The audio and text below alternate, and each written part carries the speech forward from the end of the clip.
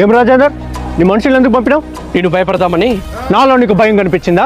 నా కండల్లో నీకు భయం కనిపించిందా? లేదు. మరి ఎందుకు పంపినావు? నువ్వు ఈ కేసు టేకప్ చేస్తావని భయపడి. భయపడు, ఖచ్చితంగా భయపడు. మా గురించి తెలుసు కూడా. తెలుసు, నువ్వేందో తెలుసు, నువ్వు చేసిన కథలేందో తెలుసు, నువ్వు చేసిన అక్రమాలు కూడా తెలుసు. నేను ఈ కేసు టేకప్ చేస్తున్నా, సమజైందా? నేను ఈ కేసు టేకప్ చేస్తున్నా. అన్యాయం జరిగిన ఆడబిడ్డలకి నేను అండగా నిలబడతా. వాళ్ళందరూ ఎలా తప్పించుకుంటారో నేను చూస్తా. తప్పు చేసిన అమ్మాయిలు ఎవరిది తప్పో ఎవరిది ఒప్పో నిర్ణయించేది న్యాయస్థానం. బెదిరించి సెటిల్ చేయడానికి కోర్టు నీ సెటిల్మెంట్ అడ్డా కాదు.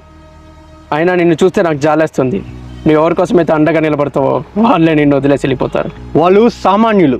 నీలాంటి వాళ్ళు పెడతానంటే ఆశపడతారు, బెదిరిస్తే భయపడతారు. ఆశకి భయానికి మధ్య ఊగిసలాడే జీవితాలు వాళ్ళవి.